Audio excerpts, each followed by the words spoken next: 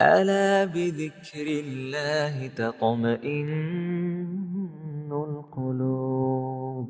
بسم اللہ الرحمن الرحیم صلی اللہ سیدنا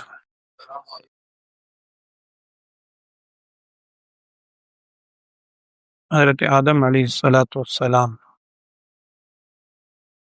انسانیت کا بھی آغاز، نبوت کا بھی آغاز آدم علیہ الصلاۃ والسلام کے بارے میں قرآن کے اندر یا صحیح حدیث میں جن واقعات کا تذکرہ ہے ان میں سے چند باتیں میں نے آپ سے عرض کی تھی. آج انشاءاللہ اس کی تکمیل ہو جائے گی. اس کے بعد پھر حضرت ادریس علیہ السلام، حضرت نوح علیہ الصلاۃ والسلام، ہود علیہ السلام، صالح علیہ السلام، ابراہیم علیہ السلام، اور آگے بنی اسرائیل کے انبیاء کا تذکرہ انشاءاللہ آئے گا. حضرت آدم علیہ السلام کے صاحبزادے میں نے کل بھی عرض کیا تھا، ان کا نام حابیل اور قابیل. قرآن میں یہ نام نہیں ہے، روایات کے اندر نام آتا ہے. قرآن نے ابنی آدم کہا ہے، آدم علیہ السلام کے دو بیٹے. قابیل ان میں بڑا تھا، حابیل چھوٹا. اور بعض اوقات ہم یاد رکھنے کی آسانی کے لیے واقعہ مشہور ہے، آپ نے سن رکھا ہے. ان میں ایک نے قتل کیا تھا دوسرے بھائی کو. بعض اوقات حابیل اور قابیل کے نام یاد رکھنے میں بعض اوقات نوجوان بچے پوچھتے ہیں کہ جی ہمیں یاد نہیں رہتا قاتل کون تھا. تو اگر آپ کو نام یاد ہے حابیل اور قابیل، قابیل کے نام میں قاف آتی ہے، وہی دو نقطوں والے قاف. تو قابیل کے نام میں بھی قاف ہے، اور قتل اور قاتل کے نام میں بھی قاف ہے. اس سے آپ یاد رکھ سکتے ہیں کہ قاتل قابیل تھا، جس کے نام میں بھی قاف ہے. اور حابیل یہ چھوٹا بھائی تھا، یہ قاتل نہیں تھا بلکہ یہ شہید ہوا. ظاہری بات ہے بغیر کسی وجہ کے کیا گیا.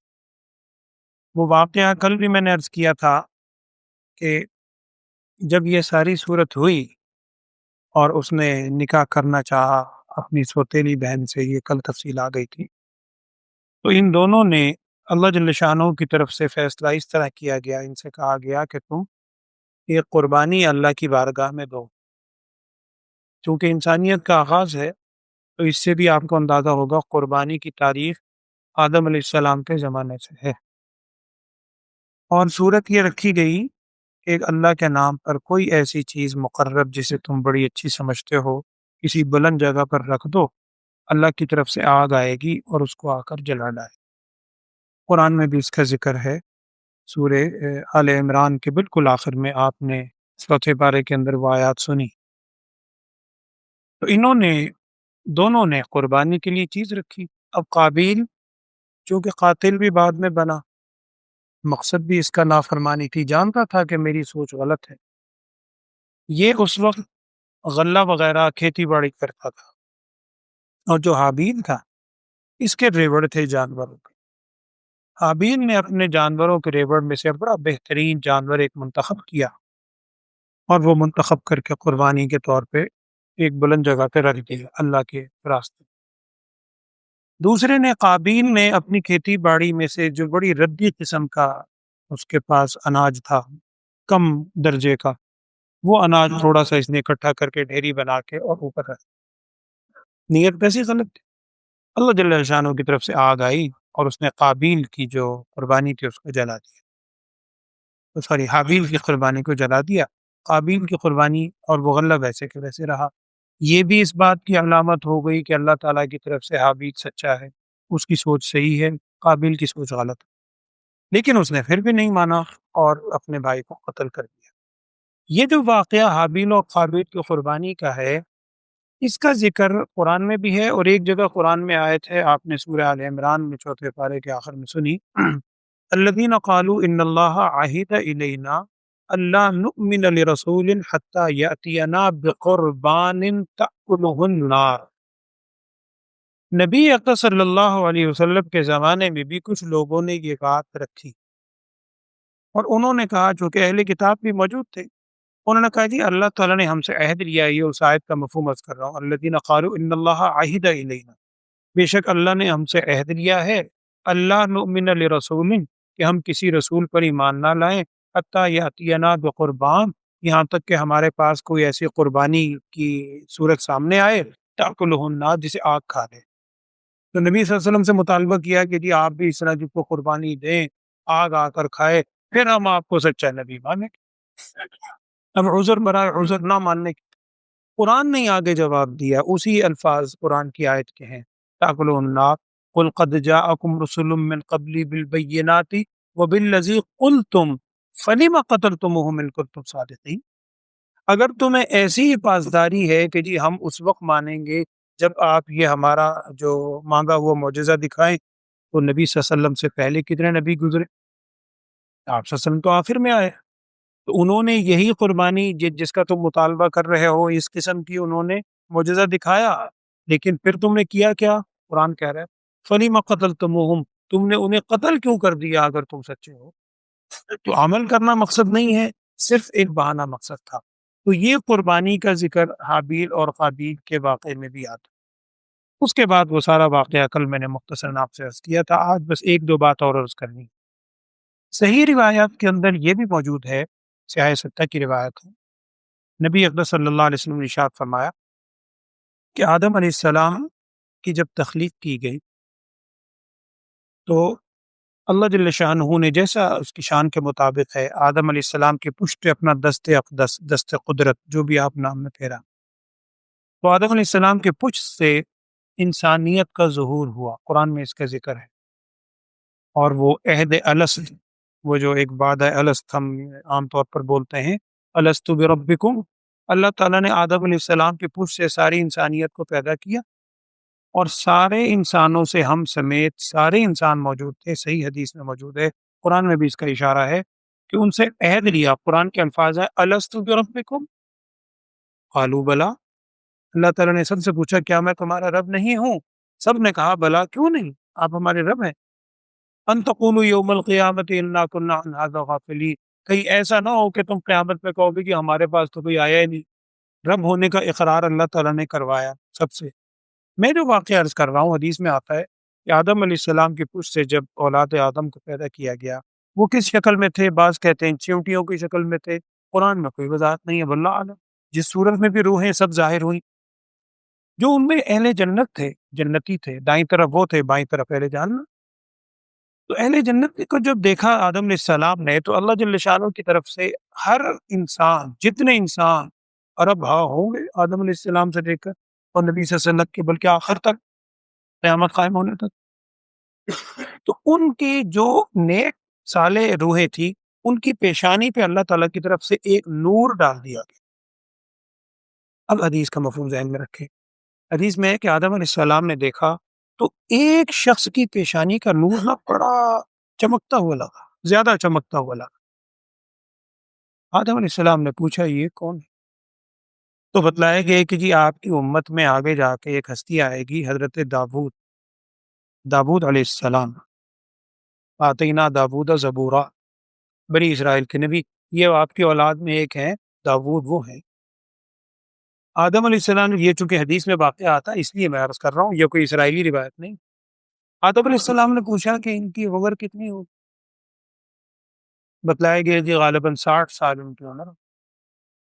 آدم علیہ السلام نے بڑی محبت سے کہا کہ اللہ میری تو نے جتنی عمر مقرر کی ہے نا، میری عمر میں سے 40 سال ان کو دے، میں اپنی عمر کے گویا 40 سال ایثار کرتا ہوں اور داؤد کو دیتا ہوں۔ یہ عہد کیا آدم علیہ السلام نے، واقعہ ہو گیا۔ حدیث میں آتا ہے کہ جب آدم علیہ السلام کے دنیا سے جانے کا وقت آیا اور اسرائیل علیہ السلام آئے روح قبض کرنے کے لیے، آدم علیہ السلام نے پوچھا کہ وقت ختم ہو گیا؟ انہوں نے کہا جی وقت تو تھا، لیکن آپ نے خود ہی 40 سال تو دیے تھے۔ اور بعض روایات میں ہے کہ آدم علیہ السلام اس وقت بھول گئے، کہنے لگے نہیں میں نے تو ایسی کوئی بات نہیں کی۔ نبی صلی اللہ علیہ وسلم نے ارشاد فرمایا آدم علیہ السلام سے بھول یہ دوسری دفعہ ہوئی، خطا ہوئی، اب آدم علیہ السلام کی جو اولاد ہے اس کے اندر بھی بھول رکھ دی گئی، اس کے اندر بھی خطا رکھ دی۔ تو آدم علیہ السلام کی اولاد آدم بھی بھولتی ہے۔ اور میں نے ایک دن اور بھی آپ سے عرض کیا تھا، انسان کو انسان کہنے کی ایک وجہ یہی لکھی ہے، اور وجوہات بھی کتابوں میں ہیں۔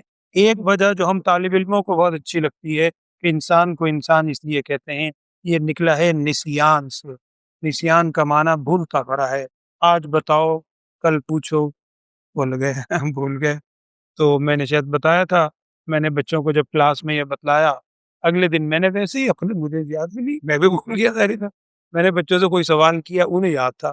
کہنے لگے سر جی الحمدللہ ہم انسان ہیں. آپ نے ہی کہا تھا انسان اسے کہتے ہیں جو بھولتا پڑا ہے، ہم تو انسان ہیں، بھول گئے. تو میں نے کہا پھر میں بھی انسان ہوں، میں بھی بھول گیا، میں تو سزا دوں. اگر تم انسان ہو تو میں بھی انسان. تو بہرحال یہ آدم علیہ السلام کے واقعے میں یہ صحیح روایت کے اندر آتا ہے. یہ میں نے آپ سے عرض کیا. پھر آدم علیہ السلام کا جب آخری وقت آیا تو تاریخ کی کتابوں میں، یہ کسی صحیح حدیث میں نہیں ہے لیکن تاریخ کی کتابوں میں، اسرائیلی روایت میں، میں ویسے ضمن عرض کر دیتا ہوں کیونکہ اس سے عقیدے کو کوئی تعلق نہیں ہے، واقعاتی طور پہ ہے کہ آدم علیہ السلام کا جب آخری وقت آیا تو انہیں پھل کھانے کی خواہش ہوئی، اور بعض کہتے ہیں جنتی پھل. انہوں نے اپنی اولاد سے کہا کہ بھائی جاؤ اور بیت اللہ کے وہاں جا کے دعا کرو. اسی خطے میں تھے، وہاں جا کے دعا کرو، چونکہ یقین تھا بیت اللہ میں کی گئی دعا قبول ہوتی ہے. تو لکھا ہے کہ ان کی اولاد جب بیت اللہ کی طرف جا رہی تھی، راستے میں حضرت اسرائیل علیہ السلام مل گئے. جبرائیل علیہ السلام بھی تھے. انہوں نے پوچھا، کہنے لگے جی ابا جی نے یہ کہا ہے کہ جا کے دعا کرو، کو پھل وغیرہ چاہیے. انہوں نے کہا واپس چلو. ان کو لے کے واپس آ گئے جہاں قیام پذیر تھے آدم علیہ السلام کے سامنے. اب وہ بات رکھی گئی موت کی، تو وہ آدم علیہ السلام نے کہا میں تو بھول گیا. اب اس کے بعد پھر روح قبض کی، اور اس روایت کے مطابق بعض یہ سیرت کی کتابوں میں بھی، جہاں سیرت انبیاء ہے اس میں واقعہ لکھا ہے کہ جبرائیل علیہ السلام نے پھر ان کی اولاد کو باقاعدہ طریقہ سکھلایا کہ دیکھو اس طرح غسل دینا ہے، اس طرح کفن دینا ہے، اور یہ جنازہ پڑھنا ہے. اور بقول اس کتاب کے، سیرت کی ایک مشہور کتاب ہے سیرت انبیاء کرام کی، صحیح حدیث تو نہیں میں کہہ سکتا، تاریخی روایت ہے، بقول اس کے کہ آدم علیہ السلام کا پھر جنازہ جبرائیل علیہ السلام نے بیت اللہ کے قرب میں پڑھایا، اور آدم علیہ السلام کی تدفین مسجد خیف میں ہوئی. مسجد خیف آپ جانتے ہیں، ایک منی کے اندر مسجد مشہور ہے، ایک عرفات میں مسجد مشہور ہے، ایک مزدلفہ میں مسجد مشہور ہے. منی میں جو مسجد ہے وہ مسجد خیف ہے، اور یہ روایات میں آتا ہے کہ وہاں کئی انبیاء کرام کے قبریں ہیں مسجد خیف میں. اب اس کے نیچے کہاں ہے اللہ جان. جیسے حتیم کے اندر آتا ہے حضرت اسماعیل علیہ السلام کی قبر حتیم میں، اسماعیل علیہ السلام کے واقعات میں آئے گا. تو مسجد خیف میں حضرت آدم علیہ السلام کی پھر تدفین ہوئی وہاں پر، واللہ اعلم. تو آدم علیہ السلام، آدم علیہ السلام کے اولاد میں چونکہ حابیل نیک بھی تھا، نیک سیرت تھا، اس کو قتل کر دیا بڑے بھائی نے. اس کے بعد ولادت ہوئی حضرت شیث کی، شیث علیہ السلام. ان کو بھی اللہ جل شانہ نے نبوت دی ہے. روایات میں اس کا ذکر آتا ہے، قرآن میں نہیں ہے. نبی صلی اللہ علیہ وسلم نے ارشاد فرمایا جس کا مفہوم یہ ہے کہ اللہ تعالیٰ نے دیگر انبیاء پر بہت سے صحیفے نازل کیے، 100 سے زائد، اور ایک روایت کے مطابق 50 صحیفے حضرت شیث علیہ السلام پر ہوتے ہیں. اللہ اعلم. تو حضرت شیث علیہ السلام کو بھی نبوت دی گئی آدم علیہ السلام کے بعد، آدم علیہ السلام کے بیٹوں. اس کے بعد حضرت شیث علیہ السلام کے بعد تقریباً تیسری چوتھی نسل میں، یہ کوئی کنفرم چیزیں نہیں ہیں، تاریخ کی باتیں ہیں، واللہ اعلم، جو میں وہی میں آپ سے شیئر کرتا ہوں. تیسری چوتھی نسل کے بعد پھر زمانہ آتا ہے حضرت ادریس علیہ السلام کا. ان کا ذکر بھی قرآن میں ہے. شیث علیہ السلام کا نام تو نہیں ہے، ادریس علیہ السلام کا قرآن میں 2 جگہ ذکر. ادریس علیہ السلام وذکر فی الکتاب ادریس، قرآن میں سورہ مریم میں آئے. تو ادریس علیہ السلام، پھر ادریس علیہ السلام کا زمانہ آتا ہے. اس کے طویل عرصے کے بعد حضرت نوح علیہ السلام کا زمانہ ہے، جنہیں آدم ثانی بھی کہا جاتا ہے. تو آدم علیہ السلام کے حوالے سے حابیل قابیل کے واقعات اور آدم علیہ السلام کی ولادت میں نے عرض کیا کہ جمعے کے روز ہوئی، یہ صحیح حدیث میں ہے. اور انتقال کہاں ہوا؟ مسجد خیف میں ان کو دفن کیا گیا، جو مشہور قول ہے. جبرائیل علیہ السلام نے نماز جنازہ ادا کی، اور چند جو احادیث میں ان کے حوالے سے واقعات ہیں وہ میں نے عرض کر دیے، اور ان کی اولاد کو بھی ذکر آ گیا. اب انشاءاللہ حضرت ادریس علیہ السلام کے بارے میں کل آپ سے عرض کروں گا. اللہ تعالیٰ تمام انبیاء کے بارے میں سچی محبت اور عقیدت ہمیں عطا فرمائے. آمین. الحمدللہ رب العالمین. اللہم صلی علی سیدنا و مولانا محمد وعلی آل سیدنا و مولانا محمد وبارک وسلم. ربنا هب لنا من ازواجنا وذرياتنا قرة اعين واجعلنا للمتقين اماما. ربنا واتنا ما وعدتنا على رسلك ولا تخزنا يوم القيامة انك لا تخلف الميعاد. وصلى الله تعالى على خير خلقه سيدنا ومولانا محمد وعلی آلہ و اصحابہ اجمعین۔